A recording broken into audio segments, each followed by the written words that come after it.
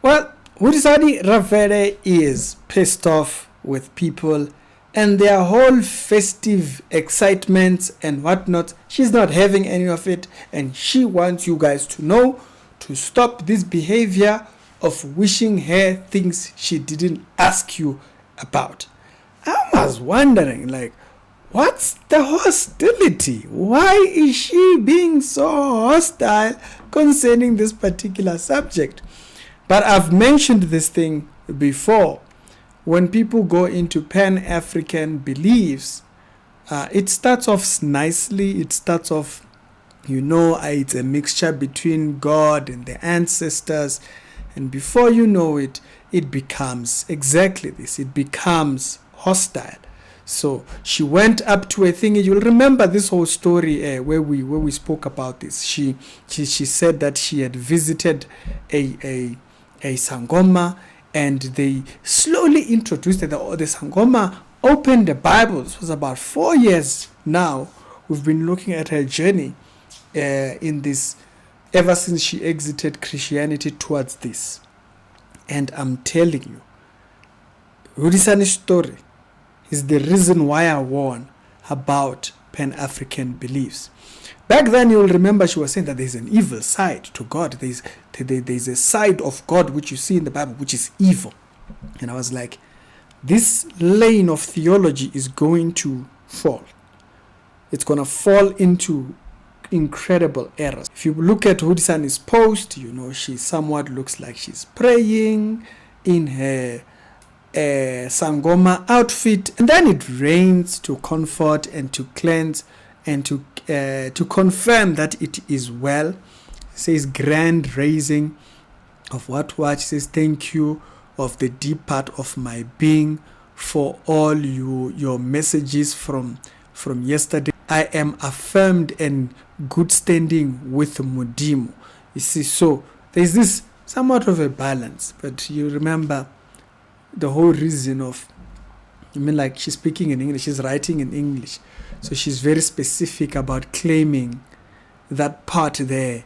Please know that I am truly at peace and at ease, and so she speaks about wellness. She says that a little joke for a underground baby gang, and then she goes on, right? So it sounds like, okay, she is having this balance between the two. And I've said there is never going to be a balance. The two don't mix. So now, in a recent post, you will note, in a recent post, which is the latest post, she posted this here. Things you do not wish me. Okay. Merry Christmas, which just means Happy Christmas, and Happy New Year on the 1st of January. What does that affect? What does that affect? Like, what is the biggie on that one there? It goes on, the post goes on to say that I may live in a world that dedicates a specific way of life and marks certain things because that's what we know and have always done, but my spirit moves to a different rhythm. See, we are called to be a part of a community. Yes, I understand with all these things of, inner truth, people in inner truth, new age ideas. Everybody wants to go find their own version of truth. To have a person say Happy New Year. We all identify that it's a new year. Government recognizes it. The financial year starts right after that. Things, there's a certain way we've organized life. The same way we've organized to say 12 o'clock is 12 o'clock. Like if you woke up and you said, no, 12 o'clock is going to be 1 o'clock. It just doesn't work like that because you flow to a different rhythm. We flow the same because it allows us to have a ground from which we speak. So now when you flow to a different rhythm, you are just isolating yourself. I'm just saying, okay? So while y'all are flowing to a different rhythm, think about it. There's a reason why we all have the same things. We all have, doesn't mean we are not. Let's go back. She said she flows to a different rhythm. She says, don't get me wrong. You don't need to dance to my beat. just let my drum play freely. Breathe in the same air does not mean we are the same wavelength, nor do we need to be. And so that's where she ends it there. It becomes isolating. You see now, what it does is, because now we don't identify truth for what it is. You see, we started from saying that God is evil. And then now we go to this part where you gotta snatch it away. You can't just say God. in case it's not God. You're writing in English, you gotta put, and then it starts there. Before now, you flow to a different rhythm. When God created the heavens and the earth, which they don't like that idea, is that he made each and every creature after its species. Me and you are made after the same species. This whole thing of where we go and you look for your own thing, these are things that actually bring these divisions. If you want them, it's fine. You can go at that. So don't get this wrong. If you want that, if you are comfortable with this whole division and just you run by your own thing, it's not a problem. But it's divisions that don't have any particular. Everybody wants to be special. And it all comes to this. They have a special knowledge or they have a special thingy. We don't need that. Now, should you want to do that, cool. No problem.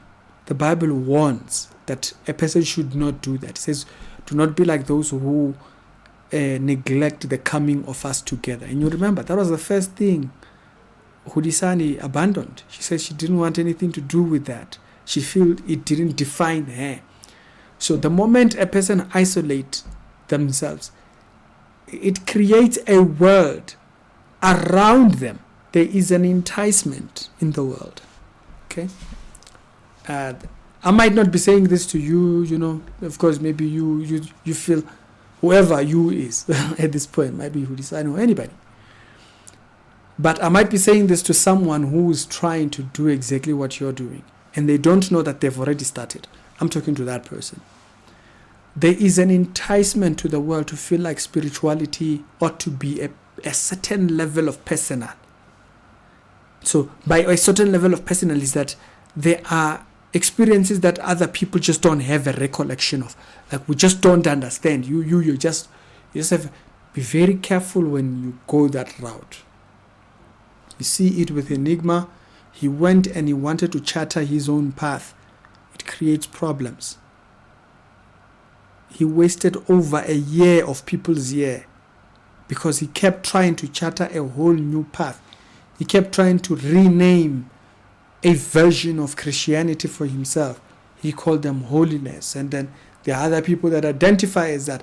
And what it does is that it strains a conversation that's here, makes it isolated, because it's trying to charter a new path. So that's what I mean. There is an enticement in spirituality to feel like you have to walk your own path. This is popular. It's out there. Don't let it get a hold of you. What does it look like? Think about it within the space of amadlozi. Everybody has their own idlozi. Your dlozi will come to you, then they'll speak to you, then it's isolated. It's you and your dlozi. Your dlozi, they might speak to you this way and blah, blah, blah, blah, blah. But then in Christianity, we have a defined parameters pertaining what your interactions is with this spirits and whatnot, right? After all, God gave the 10 commandments, and then the other 6, he made them about our interactions with people. So that tells you how this is important. There are certain things we are supposed to get here. We don't get in spirit realm. Must be careful of that. There is an enticement to spirit. Just spirit. I've once spoken about this. I've once talked about this some time ago. It was months back. Spirit. Where it's just spirit. You define it just as spirit. if you watch the video where we were speaking about Low V's defender, Larry Reid, it's the same thing. Spirit. They don't define it or anything. And in that post, which on one of those posts when I was talking about this whole spirit thing, that's exactly what I showed. There's an enticement into New Age, and they just call it spirit. Your interaction with spirit, your interaction. They don't define it. This is what New Age belief systems are like. They are structured so that you can fill in the blank. They don't care. It can be whatever. You go to Freemasonry, you find that. You find this idea of, oh yeah, we can be in the same building, worship different gods, and we just define ours as spirit. It's a specific lane. Be very careful with that. Because it grows, it's very big, and in the celebrity world, a lot of people are in that. I remember speaking to one particular celebrity. I met him in a flight. I was going on holiday way back. This is about 2-3 years back or something like that. And in my conversation with him, he mentioned this thing, spirit.